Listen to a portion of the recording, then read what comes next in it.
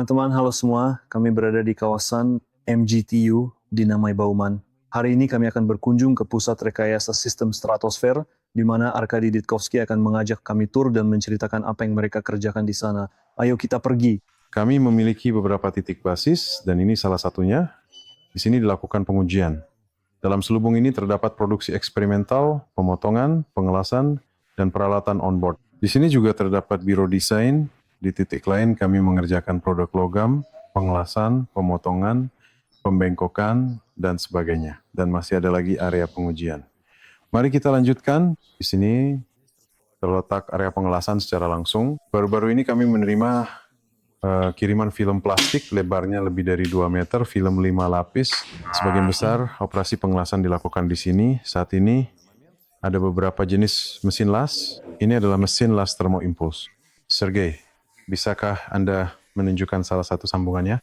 Jadi prinsip kerja mesin ini adalah pita nikrom, dipanaskan oleh arus listrik besar selama beberapa detik, lalu terjadi proses pendinginan, dan dengan cara itulah sambungan terbentuk. Semua parameter pengoperasian sangat penting di sini. Kecepatan proses, kecepatan pemanasan, kecepatan pendinginan, dan suhu maksimum. Semua ini dapat diatur pada mesin ini bahkan hingga sepersekian detik. Di sini mode operasi dapat disesuaikan. Ada juga kemungkinan untuk mengganti elektroda, misalnya memasang elektroda sepanjang 1 meter sebagai pengganti yang 30 cm. Saat ini elektroda dengan lebar 30 mm diproduksi. Ini adalah elektroda sepanjang 1 meter. Jadi ini adalah bagian yang bisa diganti. Ya, bagian meja ini bisa dilepas, dan di sini juga bisa dipasang elektroda berbentuk khusus. Kami bekerja dengan beberapa jenis film polietilena, dan film poliuretan. Ini adalah film polietilena dengan beberapa lapisan, termasuk lapisan penghalang. Dan sekarang Sergei, kepala teknolog kami, akan mendemonstrasikan cara kerjanya dilakukan penekanan. Setelah sinyal suara selesai, pemanasan berakhir, lalu dilanjutkan dengan pendinginan. Hasilnya adalah sambungan yang rapi seperti ini. Jadi, ini seperti alat penyegel yang Anda lihat di Auchan, hanya saja alat ini membuat mereka iri. Kualitasnya sedikit berbeda. Ini adalah sambungan yang disebut tumpang tindih. Artinya sambungan ini memiliki kekuatan khusus karena seluruh beban ditanggung oleh area sambungan. Dan sesuai dengan itu, beban yang biasanya terjadi pada selubung seperti ini diterima secara maksimal oleh material, sehingga risiko cacat menjadi lebih rendah. Jadi jika materialnya lebih banyak, prosesnya dilakukan secara bertahap. Ya, langkah demi langkah, satu sambungan menutupi sambungan yang lain. Jadi ada juga berbagai trik saat bekerja dengan material, tergantung pada sifatnya saat pengelasan.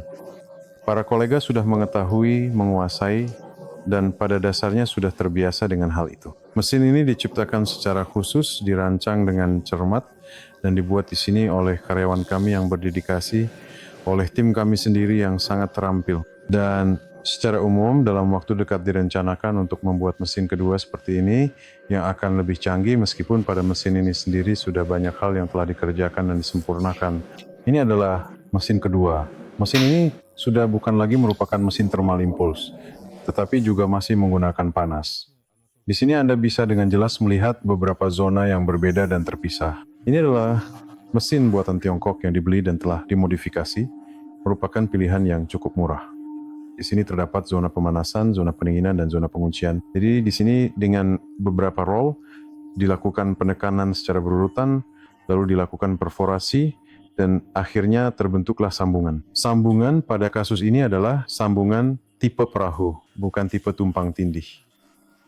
Anda bisa melihat seperti apa bentuknya. Jadi ini adalah potongan selubung untuk 2000 kubik. Sambungan seperti ini hanya menahan beban pada garis, di mana beban tersebut diterapkan bukan pada seluruh area sambungan. Sambungan ini tidak dirancang untuk menahan beban besar, melainkan hanya untuk menahan gas itu sendiri.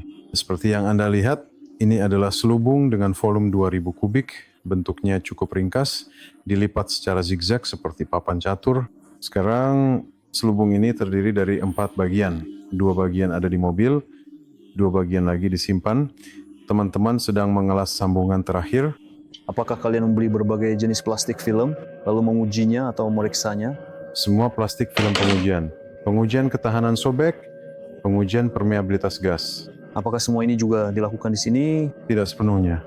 Artinya, di sini kami tidak menguji untuk gas. Itu dilakukan oleh rekan kami. Di sini kami menguji ketahanan sobek. Selain itu, ada mesin pemuatan 2 sumbu untuk kain yang memungkinkan simulasi beban tekanan karena ketika selubung diisi dengan tekanan dari balon udara atau kapal udara, kainnya mengalami beban 2 sumbu. Dan kami meniru jenis pembebanan ini dengan salah satu mesin. Ini adalah jahitan yang sangat rapi, sangat lembut. Ini adalah plastik film 50 mikron pada batas jahitan dan materialnya tidak terbentuk cacat meski beban signifikan. Jadi semua ini penting bagi kami, bukan hanya kekuatan tetapi juga permeabilitas gas. Di sini kita melihat cacat seperti itu tidak terbentuk. Kita bisa mengelas produk besar dan rumit dengan jahitan seperti ini secara bertahap dan mendapatkan sambungan yang kedap udara. Material itu sendiri diuji tidak hanya dalam kondisi normal, tetapi juga pada suhu di bawah nol. Jadi pada suhu minus 65 derajat dilakukan pengukuran baik untuk permeabilitas helium maupun kekuatan. Terlihat bahwa material berperilaku berbeda dalam kondisi ini. Misalnya pada polietilena kita melihat bahwa persentase perpanjangan yang tadinya 400% menjadi hanya 10-20%.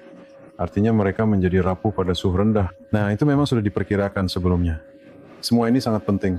Penting sekali untuk dipantau dengan cermat sebelum proses pembuatan selubung. Ada unit kontrol khusus untuk itu yang juga secara otomatis memasok daya listrik. Ini adalah roll tersebut. Saat ini dalam tahap akhir pengembangan. Artinya alat ini sudah bisa mengelas, rekan-rekan sudah membuat produk dengannya, tetapi mereka menemukan kekurangan saat digunakan. Misalnya tepi roll ini terlalu tajam. Ketika sambungan ditekan, maka akan dapat terjadi penipisan yang signifikan pada bagian tersebut, sehingga menyebabkan masalah serius. Penipisan ini menjadi konsentrator tegangan, namun secara keseluruhan roll ini cukup nyaman untuk digunakan.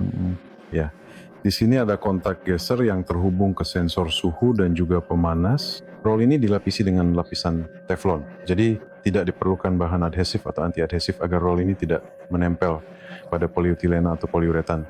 Roll ini bisa mengelas dengan sendirinya.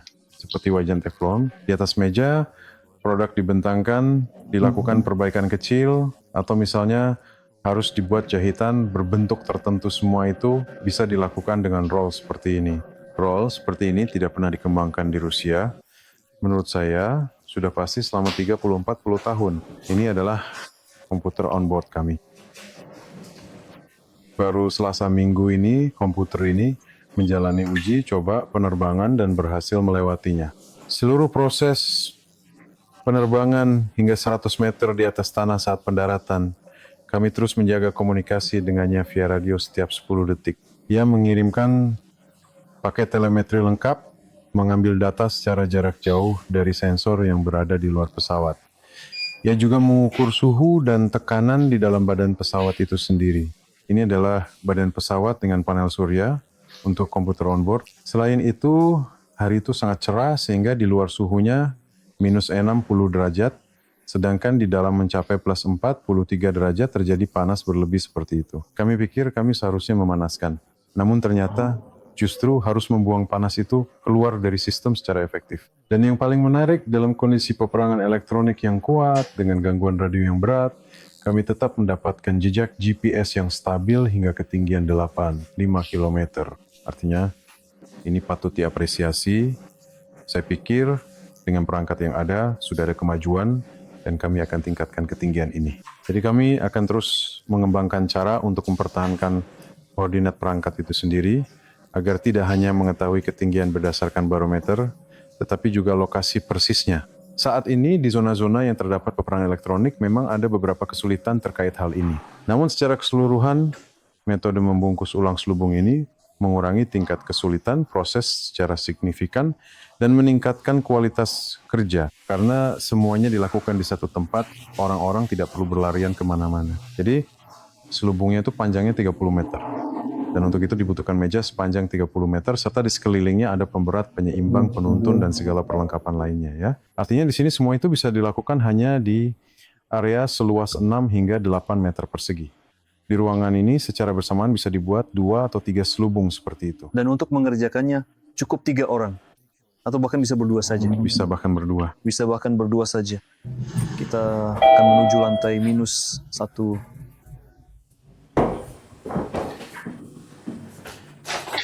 Silakan masuk. Ini adalah selubung gas berkapasitas 40 kubik. Sudah 2 minggu ini sedang diuji. Jadi pada dasarnya sedang diuji ketahanan terhadap kebocoran gas. Kami memiliki data tentang tingkat kebocoran gas dari film itu sendiri dan juga dari sambungan-sambungannya. Namun selain itu, pada selubung ini juga terdapat berbagai elemen lain, misalnya di bagian atas, ada satu appendix yang dipasang di samping, ada selang pengisian, dan lain-lain. Mereka terbuat dari berbagai material yang berbeda, proses pengelasannya pun berbeda-beda, sehingga sangat penting untuk menguji selubung ini sebagai satu produk yang utuh. Pengujian dilakukan awalnya dengan selang gas yang terpasang di bagian atas, kemudian dilakukan pengujian, lalu dilepas, diikat ulang kembali, diuji lagi, kemudian diturunkan. Sekarang ini adalah tahap pengujian ketika bagian atas ditarik ke bawah, dan selang gas itu sendiri yang juga bisa menjadi sumber kebocoran helium tambahan berada di bawah, jadi gasnya sebenarnya tidak menyentuhnya. Dan sekarang di sana tidak ada perubahan, hanya secara rutin mencatat hasil pengukuran dan membuat grafik. Nah, daya apung di sini tidak besar, jadi kami tidak terlalu khawatir benda ini akan terbang. Kami melihat angka 6, 86, 87. Kami setidaknya melakukan pengujian selama beberapa minggu. Sebenarnya bisa saja hanya seminggu, tapi kami mengambil langkah antisipasi. Jadi pengujian sebelumnya yang kami lakukan adalah untuk menguji permeabilitas gas. Yang merah ini selang pengisian supaya tidak hilang. Pengujian tersebut berlangsung sebulan, dilakukan di dalam hanggar. Kami menemukan bahwa meskipun hanggar seolah tertutup dari sinar matahari, daya apung sangat berubah-ubah tergantung waktu, bahkan bisa berubah hingga 2 kilogram. Itulah sebabnya kami bersembunyi dari radiasi inframerah, menjauh ke ruang bawah tanah. Di sini matahari benar-benar tidak ada sama sekali, dan karena ini berada di bawah tanah, suhunya cukup stabil. Jadi fluktuasi harian yang tadi kita lihat sudah tidak ada lagi. Garisnya stabil, suhunya juga ya ada semacam parad B planet dalam data berat, dalam pengukuran berat di sini. Di dalam selubungnya sudah dipasang sensor sejak awal, dan sensor ini mandiri. Sumber dayanya sebuah bola kecil, di dalamnya terdapat sensor suhu, tekanan, tegangan jika diperlukan, dan mengirimkan data online ke stasiun penerima di sini. Sekarang kita bisa lihat di sini tekanannya 102,8 kilopascal. Lalu ping di sini menunjukkan berapa detik yang lalu pesan terakhir diterima. Setiap 5 detik sekali pesan masuk. Di sini tertera bahwa ada kartu SD, jadi bisa digunakan untuk merekam data. Dan suhu di sini tercatat 19 derajat, jadi setiap penyimpangan suhu juga tercatat di sini. Beberapa sensor bisa dihubungkan sekaligus hingga 4 sensor bersamaan. Di sini kartu SD sudah terpasang sehingga data dari kartu bisa digunakan untuk membuat grafik. Jadi misalnya sebagian besar manometer diferensial yang pernah kami gunakan dalam berbagai aplikasi yang berbeda. Pertama-tama ada banyak adaptor, mulai dari selang hingga penerima tekanan. Kedua, sebagian dari manometer diferensial ini sendiri bocor, jadi kami tidak tahu apa yang bocor, manometernya atau selubungnya. Jika sensor di dalam dan data diterima via radio, hal ini mudah dihindari. Pencatatan terus-menerus, alat ini terbukti sangat baik. Beberapa panel kontrol seperti ini sudah berhasil dibuat. Sensor seperti ini juga ada sebanyak 5 buah, dan sensor yang persis sama dipasang di dalam balon saat penerbangan untuk memantau suhu yang berlebih dan tekanan di dalamnya. Dan sekali lagi, apa sebenarnya tugas utama dari bola ini di sini ya? Sekarang bola ini sedang menjalani pengujian, kami terus-menerus menyempurnakan teknologinya. Bola-bola seperti ini sudah pernah terbang, tapi mereka berat dan mahal. Jadi kami berusaha membuatnya ringan dan murah. Bola ini 2 kali lebih ringan dibandingkan versi kami sebelumnya. Sekarang bola ini sudah menjalani pengujian selama 3 hari dan grafik tekanannya stabil. bola ini kedap udara dengan udara biasa. Dengan udara biasa, tekanan di dalamnya sekitar 3 kilopascal. Jika kita nolkan pengukurannya, Berapa kubik jadinya nanti?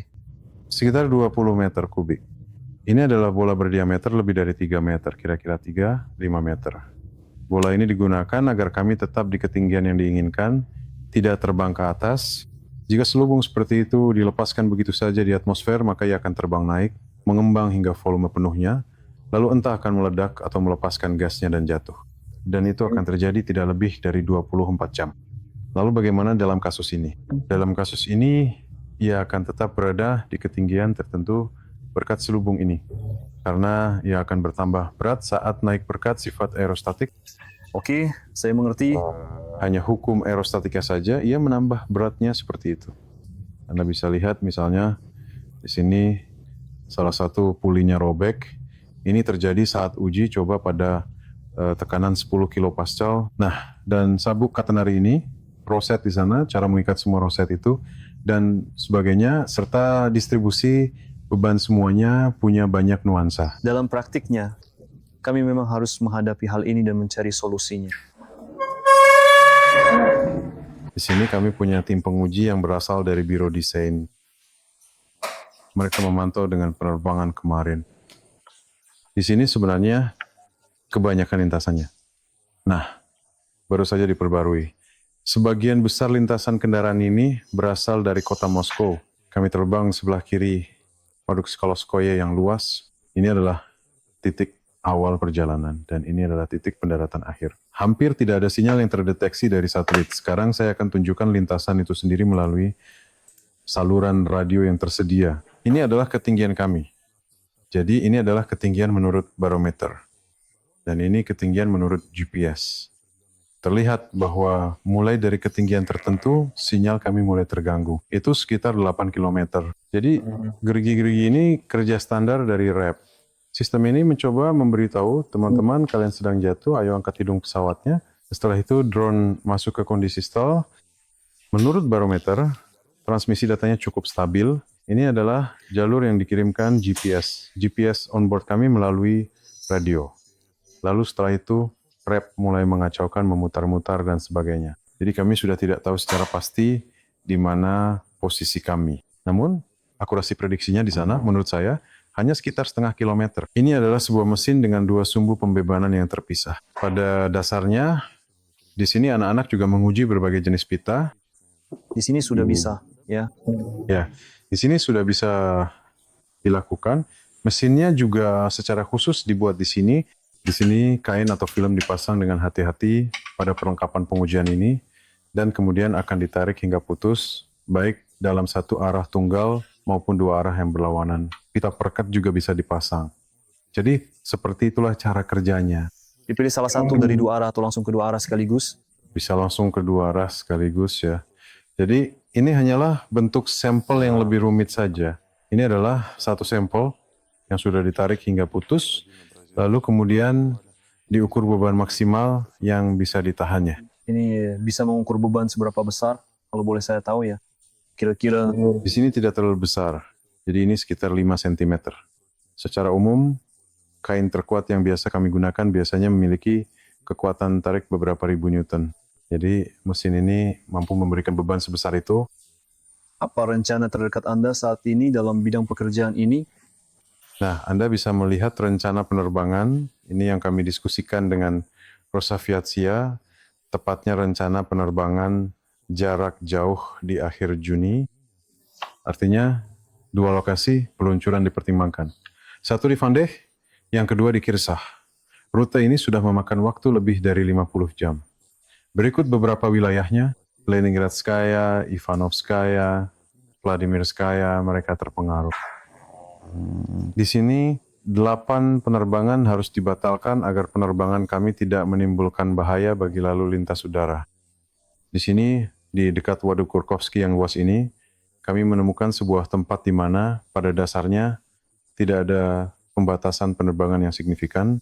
Jadi, ada beberapa jalur udara yang mengelilingi tempat ini di dekat waduk. Dan jika sesuai dengan itu, lepas landas dilakukan ke arah utara atau timur laut, maka kita tidak menyentuh jalur-jalur tersebut. Di sini sektornya bukan berbentuk lingkaran, melainkan berbentuk segitiga atau segi empat. Nah, rute untuk 50 jam itu sendiri tidak banyak berbeda. Jadi di sini terlihat hanya ada satu titik, yaitu titik lepas landas. Bentuknya sama, hanya saja satu rute sedikit bergeser relatif terhadap yang lain. Artinya, pada awal minggu depan kami akan memperbarui perakiraan ini dan akan mulai membahas pembatasan spesifik. Sebagai contoh, saat ini aliran udara di atas wilayah Rusia cukup lemah. Kecepatannya adalah 17 km per jam, 9 km per jam, dan seterusnya, dan seterusnya. Ini adalah untuk ketinggian yang mencapai sekitar 18 km.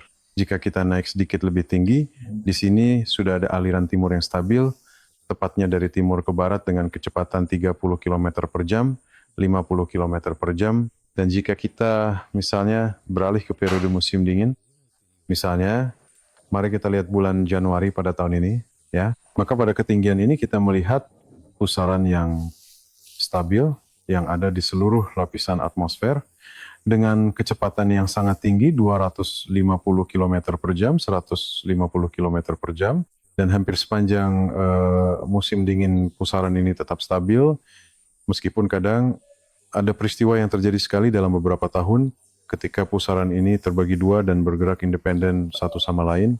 Namun kira-kira setelah 1 minggu pusaran itu kembali menyatu menjadi satu pusaran.